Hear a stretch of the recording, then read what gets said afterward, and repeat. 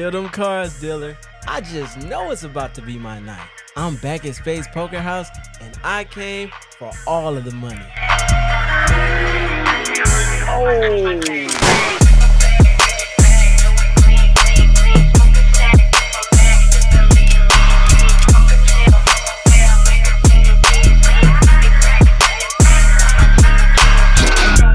Wow, it feels great to be back at Spades. It's been way too long. I've just bought in for $1,000 and I'm trying to turn this $1,000 to about 5K. Damn, that's like a used car. You know what? That's what I'm gonna do.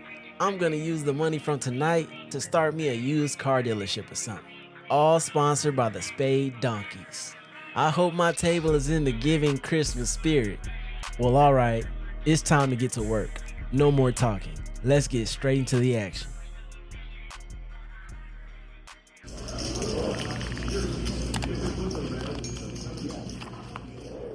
About 20 or so minutes into the session when I look down at ace queen in the big blind and under the gun to my left raises to $10. Two players make the call and when it's back on me, I raise it up to $60. All three players make the call and we go four ways to the flop of 7-3-4 rainbow and I'm first to act. Now this is a spot that I don't love, especially being out of position with ace high. So I decide to check here first to act and UTG bets $75. He then gets re-raised to $225 by a player in middle position. The player to my left ended up flopping top set, rivering the boat, and doubling up through the player who raised him on the flop in middle position. So I take a small loss in this one. Now let's get to the next hand. The middle line, go switch it. Yeah. 8 minutes later, and I look down at ace-8 off in the hijack, and I limp the $3 big blind. And yes, I limped with ace-8 off. I was bored. What can I say? The cutoff to my left raised yet again to $10. That had really been his favorite raise sizing all night. Three players make the call, myself included, and we had four ways to the flop.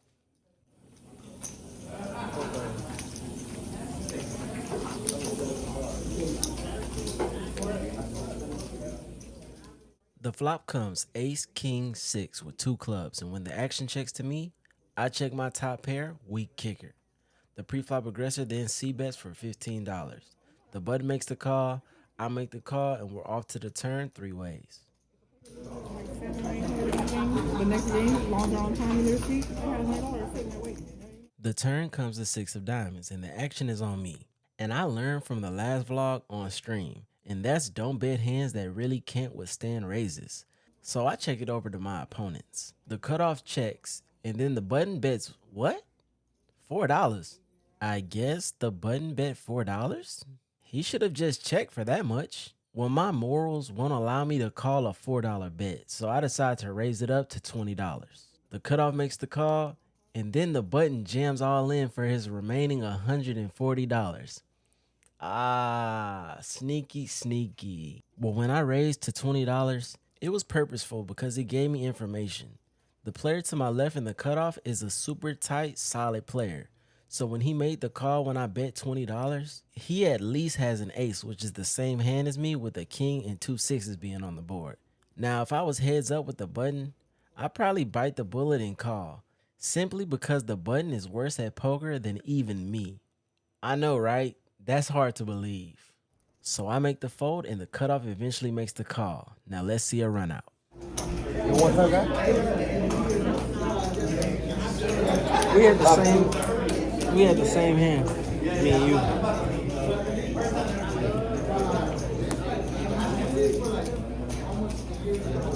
Oh, with the clubs.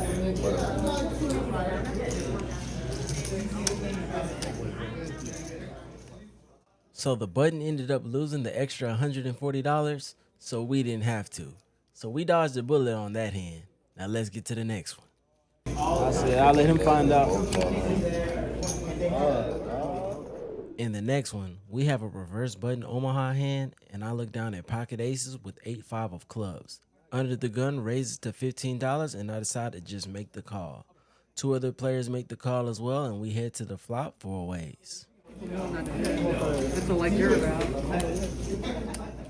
The flop comes ace, queen, deuce with two spades, and the preflop aggressor c-bets for pot. I double check to make sure. Yep, I still have the nuts with top set, and I call the $65. The other two players fold, and we go to the turn card, heads up. Fucking sick over here, man. I think getting paid off, man. Thank you.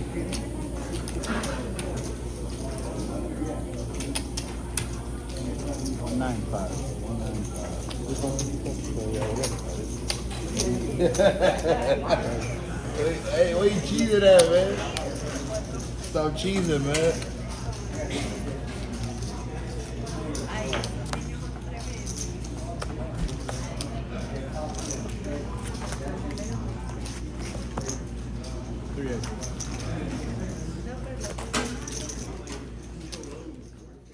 The turn card brought the 9 of clubs, changing nothing, and my opponent potted it again for $195. I made the call, and the river brought the king of hearts. My opponent then flipped over pocket queens, and then I flipped over the winner with top set. So we've been playing for a little over 40 minutes now, and we're currently up over $200 with a little over $1,200 in our stack. Now we're a long way from starting that used car dealership like I was joking about in the intro. But hey, this is a decent start. Now let's get to the next one. Ah! I just broke my goddamn leg kicking everybody's ass on PokerBros. Damn! Look guys, download PokerBros using the link in my description. That link will automatically place you in both of the clubs that I play in daily. Lucky Stars Entertainment and CMO. Now when you guys do that, make sure you guys join my Discord that's also linked in my description. So me and my people can help you get set up and help you get your chips loaded up. The managers in the Discord will help you with any questions that you may have. And if you guys already have PokerBros downloaded, then make sure you hit the magnifying glass on the home screen and use the club IDs and referral IDs that are currently on the screen. God damn, I gotta go fix my leg. I've been whooping their ass all goddamn day.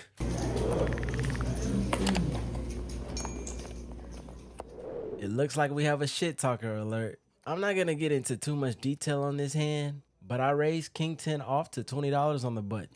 Two players made the call and we went 3 ways to a flop of King 7-5 with 2 hearts. The action checked to me and I c-bet for $30. Now only the small blind made the call. Now let me give you guys some quick context on this guy. I gotta watch what I say because I guess people actually watch these videos and I know he's familiar with my channel. So let's just say you would always want him at your table. You guys know the guy that's always updating the table about their sports betting parlay? Yeah, the guy that does the parlay updates is most definitely a losing player. But anyway, he made the call and we went to the turn card, which is the ace of diamonds. The river was the 7 of clubs. Turn check check, river check check. And now bro proudly flips over his hand and he has something to say. That's me, man. Super. Nice, man. Look, brother, I'm shipping the pot, man. You guys heard the man. Ship him the pot. But you gotta love the friendly shit talk from the players that just love to have fun and donate at the poker table. Keep those players happy, guys. Let's get to the next hand. In the next hand, I look down at pocket kings in middle position. Now, am I the only one that feels like I'm about to be rich every time I peel pocket kings? It literally doesn't even matter how much money is at the table. Every time I look down at pocket kings, I think about retirement type money. But anyway, the big blind is limped to me and I raise it up to $20. I went small because this table hasn't been playing big at all up to this point of the night. 3 players called my raise and we went to the flop, which was 6-7 deuce rainbow. The action checked to me and I c-bet for $40. 2 players made the call and we went to the 9 of diamonds on the turn. First to act then leads on this turn card all in for his last $40. I call, the other player folded. Now let's see a river. I'll be right there.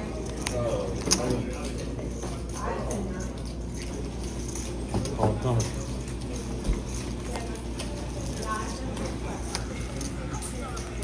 You recording this shit? I know you got me. No, I don't.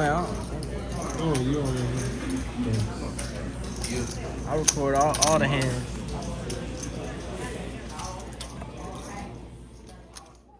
So we ended up taking down this fairly small pot. Hopefully we start heating up soon. Now let's get to the next hand. Here we are at another reverse button Omaha hand, and I look down at King Jack 7-3 double suited, and I limp the $6 straddle. The player to my left next to act raises it up to $15. 4 players make the call, including myself, and we head to the flop 5 ways. The flop comes 3-7-4 with 2 spades, so I flop top and bottom pair, and the action gets checked to the pre-flop aggressor. He c-bets for $20, and myself and 2 other players make the call. Off to the turn card 4 ways.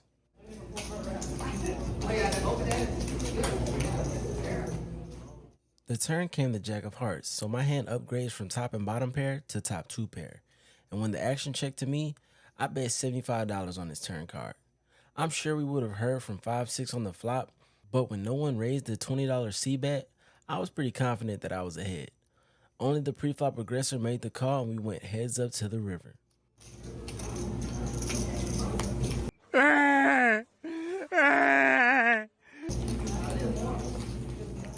So the river comes the 10 of spades, and this is the part in poker when you're first to act and you're just forced to check unless you hate money. So I reluctantly check it over to my opponent, and let's just pray he checks back.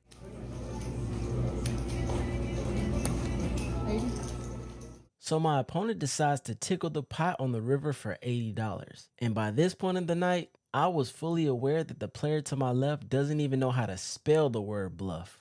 So I make the fold, and he flips over kings with king high spades. Nice hand, sir. Now let's get to the next hand, because this is when the session gets crazy. Yeah, if I go to the table games, they start leaving. Oh, hell no, guys. This is when the session gets crazy. Buckle up your seatbelts for this one. Matter of fact, comment down below, buckled, so I know that you guys are safe, because this hand is nuts. Okay, guys, so in this hand, I look down at pocket fives in the small blind, and the player in the cutoff raises to $20. Now, this is the same guy who I stacked in the aces versus queens Omaha hand. And now he's rebought and made sure that he's covering me. I'm at my current high point of the night at the moment, and I'm up a little over $400. So I'm around $1,400 behind. That player is about $2,000 behind. Now this is important because it turns out all I want for Christmas now is a red 5 on the flop. That's what I was thinking when I called the $20. $20 to win almost $2K? Sign me up. So now that you guys have some context on what's currently going on, let's continue on with the hand. So I make the call, the player to my left calls, and we go 3 ways to the flop. The flop comes deuce, jack, 4 with 2 clubs. So wait, I don't flop a set? No Christmas gift for me, I guess. So I check it over to my opponent, but he only bets $15. And not only that, but the pre-flop aggressor just only makes the call. Wait, guys, Christmas might not be canceled after all. So I call the $15 because why not? Hell, I could retire if I hit a red 5.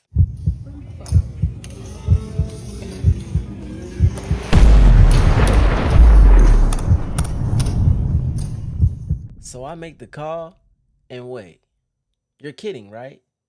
I actually hit a red 5? I'm rich, bitch! Most of the time in poker, we don't ask for a 2-outer and actually hit it.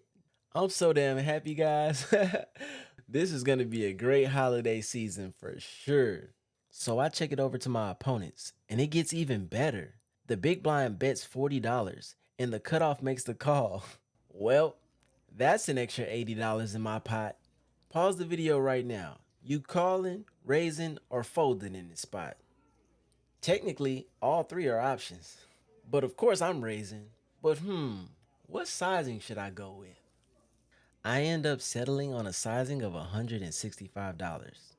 I would make a similar play in the small blind occasionally in this spot with a hand like 5-3 of clubs or 6-5 of clubs, something like that. But in this spot, it's for value. not a semi-bluff. But the big blind makes the call. Now, oh boy, this pot is getting pretty bloated now. The cutoff folds and we're heads up to the river card, which was the 7 of hearts. Now I'm happy with this card because it didn't help many of his drawing hands get there. Maybe 8-6 of clubs, but this player isn't playing no 8-6 of clubs for $20 pre-flop. No shot. So I'm first to act, and now I'm thinking about what my bet sizing should be. Now wait, let me think again so I make sure I don't value on myself. This player cannot have 8-6 of clubs. This player cannot have 6-3 of clubs. It was raised $20 pre-flop. He's not calling $20 pre-flop with either of those hands, so I don't have to worry about those hands. Now he could have ace-3 of clubs, but am I really gonna let one specific hand stop me from betting? Okay, so those are the straights I lose to. Now I'm sure he doesn't have pocket jacks because there was a bet of $20 and a call of $20 and the action was on him and he only called the $20 pre-flop. So by him only calling the $20 to close the action pre-flop, I'm sure he doesn't have pocket jacks. So now that I'm sure that he doesn't have a hand that's beating mine, now I'm comfortable betting a fairly healthy amount on the river for value. I end up settling on a sizing of $415. It's a near pot sizing and I'm targeting all of his jack combos like king jack and even more likely ace jack. He can also have a smaller set with pocket deuces or even more likely pocket fours.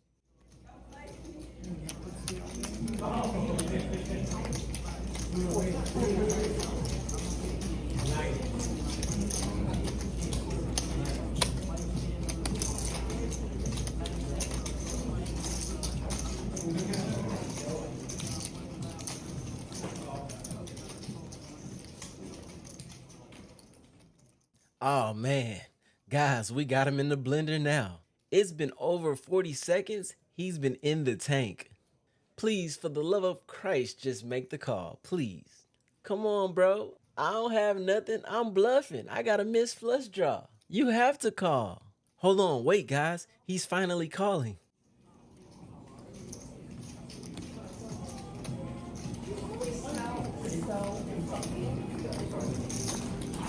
Oh!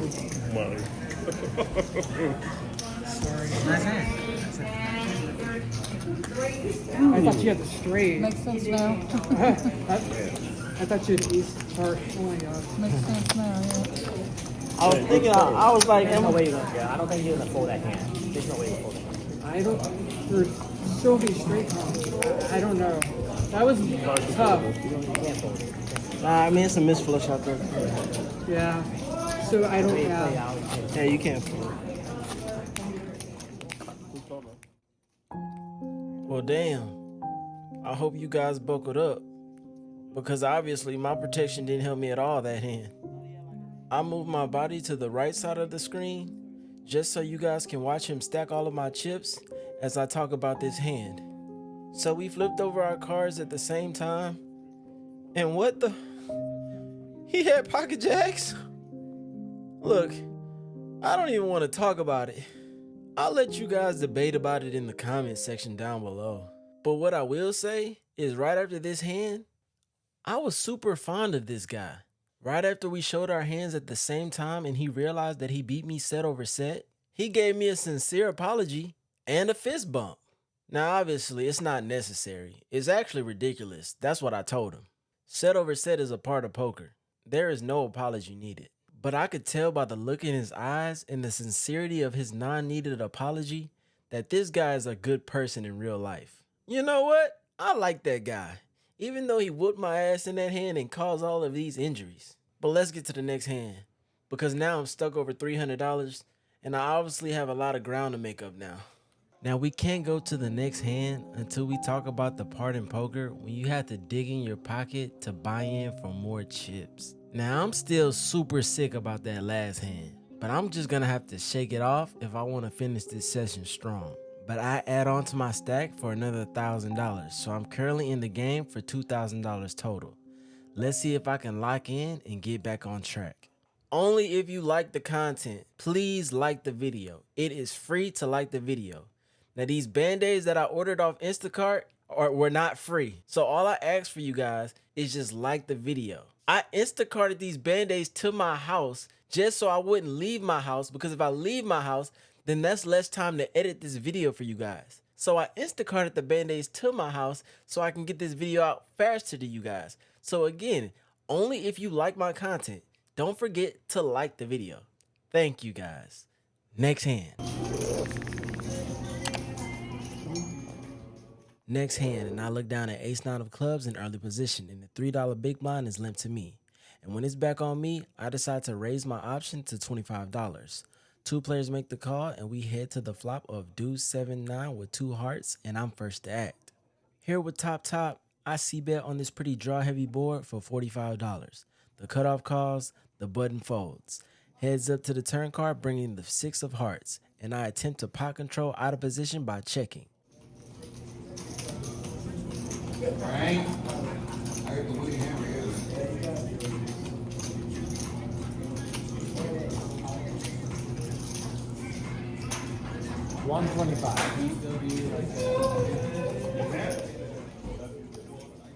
But my opponent is having none of that. He bets $125 on his turn card. Now this is a competent player, so is he just picking up on weakness by me checking that turn card? Or did he actually hit his hand? Look, I just decided to let this one go. Now Poker Pros, do your job please. Hop in the comment section and let me know. Good fold or bad fold? Let's get to the next hand. In the next hand, I look down at ace jack off in middle position and I bump it up to $15. 3 players make the call and we go 4 ways to the flop of queen king 7 with 2 clubs. The action checks around, and while I'm talking to one of you guys, I just casually turn the nuts. I don't even realize it until I turn around, and now I have to realize what's going on and make a bet. I decide to bet $30. 1 player makes the call, and we go heads up to the river, bringing the 6 of diamonds. The action checks to me, and I have the best hand possible. That's a great feeling in poker.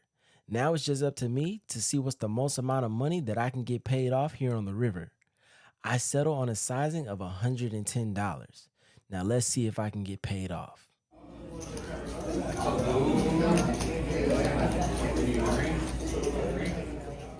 Now while we wait on this player to make a decision here on the river, I'm going to tell you guys a corny joke. But before any silly jokes, I just want to say rest in peace to my boy Boiling Water. You will be missed. Come on, guys. I had y'all. I got y'all on that one. Come on. I got y'all on that one. Just yellow cheese.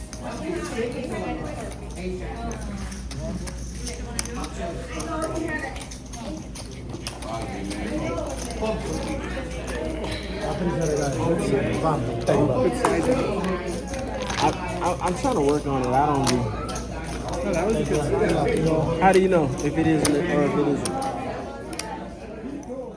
So my opponent paid us off here on the river, so we take this one down here with the Broadway straight. So now we're only stuck around $400. But guess what, guys?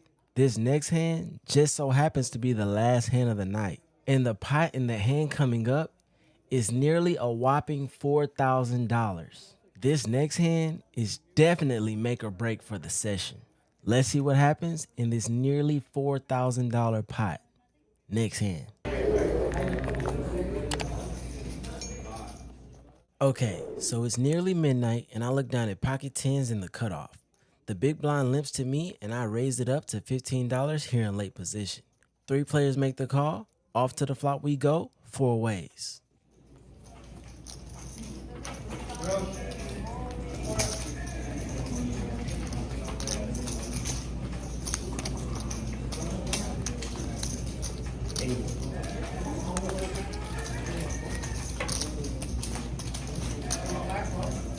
Full house.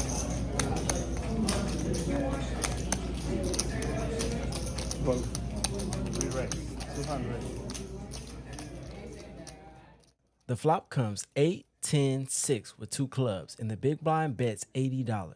Under the gun then raises him to $200.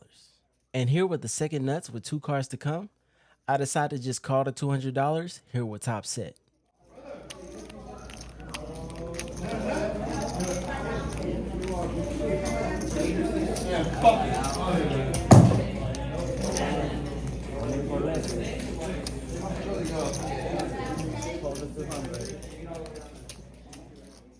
So I call the $200 and the small blind goes all in for his remaining $134. The big blind then tries to raise again all in, but the dealer eventually realizes that the pot is already locked. So we have the small blind all in for the main pot, but we still have three-way action on the side.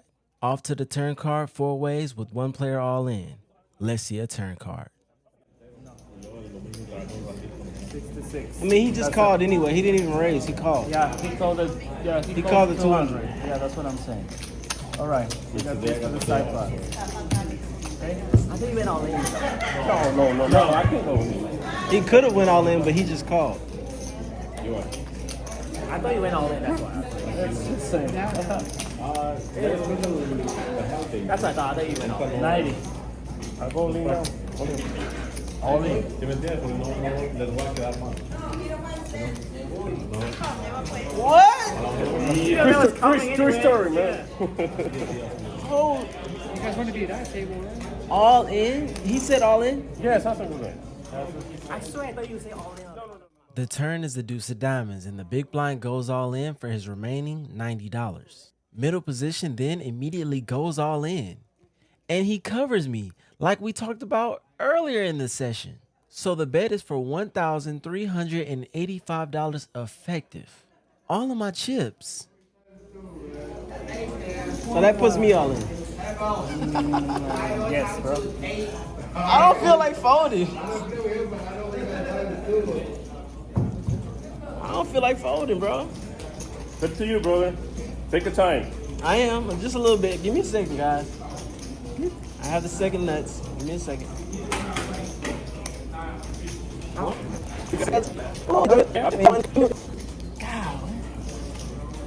I don't think I can fold this.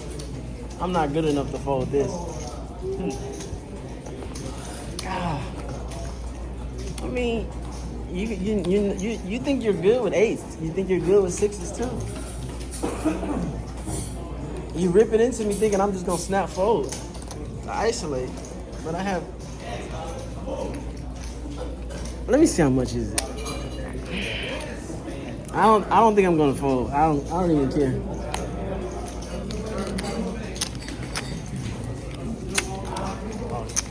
I'm a gambler. I ain't married to the chips. 14-10. This is not cool. Because yeah. Good fold.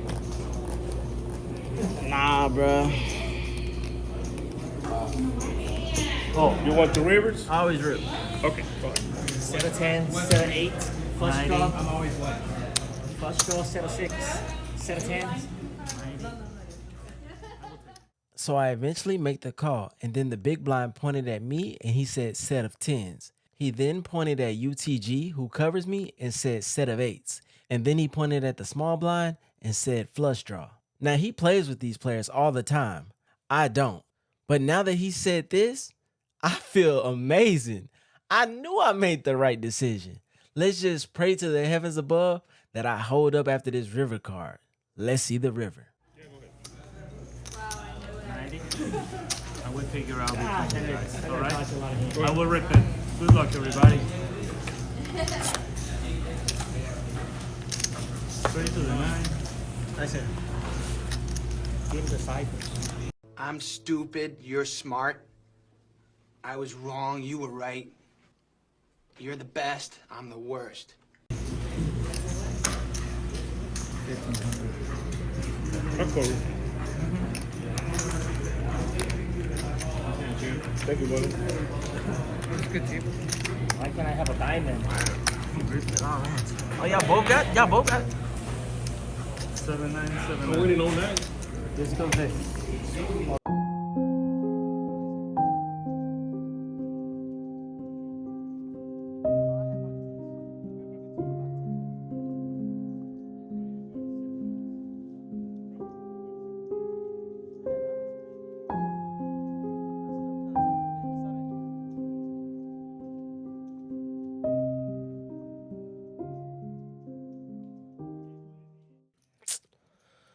Well, guys, I guess today is no exception. So I guess now it's time to cash out and see how we did, I guess.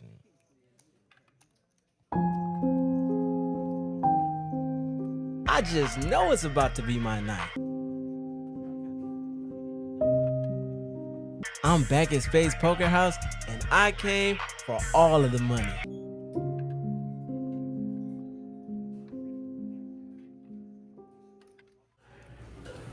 Hey, bro. These are empty, but I just wanted to help you organize, bro. I appreciate that, man. Thank you. Here, I got you. You sure it's empty? It's empty? There's nothing in there? Okay. There's nothing in there. But yeah. All right, Have a good one. All right. Thanks, bro. And just like that, I'm out. I was in for $2,000. I was out for $0. You know, guys, I could have played that game. I could have bought in for $4,000 more and then said that I was in for $6K, cashed out for $4, so it makes it sound not as bad. But sometimes, you know, you got to take your L on the chin. You got to embrace the suck. This sucks, you know. I lost, you know. I'm not okay with losing. I think I played solid all night for the most part besides that one huge mistake. I think sometimes I get too gamble happy in big spots to prove that, oh, you can't push me around or you can't play with me. But at the end of the day, when I get shoved into like that, I just have to make the discipline fold. I made a discipline fold last vlog. Why can't I make a discipline fold this vlog for way more money? You know, but it's like, I haven't played with that player a lot. He made a couple questionable mistakes. I'm like, if he has any hand besides 9-7, I'm golden. If he has any hand besides 9-7, I'm golden. And then I know some of you guys are gonna be like, who's never played with him before, so you don't know. But some of you guys are gonna be like, but he always has 9-7. No, the people that you play with always have 9-7. You know, well, what hands could you beat? I mean, I could have beat pocket 8s, pocket 6s. I mean, he could possibly jam into me with a worse hand than me just to get me off my flush draw. Just to get me off the flush draw that he might have thought I had, even though I didn't. So it's like, I'm supposed to make the fold there, but, you know, I'm so used to having a pulse on everybody I play with, you know, and that's one thing, that's a reason why I gotta, you know, keep playing different places and play more against players I'm not familiar with, because if I'm somewhere where I play a lot, like, I know the correct answer, like, just off the player type. Like, okay, this player, okay, call. This player, easy fold, you know? I think sometimes a lot of my viewers, they're from all over the U.S. and sometimes other countries, and they play different type of games. So I feel like they only play, sometimes my viewers only play against people who only play the nuts, and that's not the case here in Texas. So you can't just take it face value. Oh, he always has 9-7. Like, no, he doesn't always have 9-7. But even though he doesn't always have 9-7, even still I'm supposed to fold. I just throw up in my mouth if he shows a smaller set. But yeah, I mean, I really can't talk about the rest of the session because I forgot about the rest of the session because of that last hand. But he forgot, but I didn't. That Jacks versus 5 hands, when you value owned yourself, you did not have to do that. You knew the player type, you knew the player that was to your left, and you knew when you bet the $415, he's not calling with anything worse than your hand. He's not calling with anything worse than your hand. So even though you forgot, I didn't. That Jacks versus 5, you played that hand kind of ass too. I had fun at Spades. We back at Spades. That was a masterclass on how to turn $2,000 into dust. Yeah. Appreciate you guys for always like, commenting, and subscribing. I'm going to start getting these videos out for you guys. Until the next vlog, y'all take care. Peace.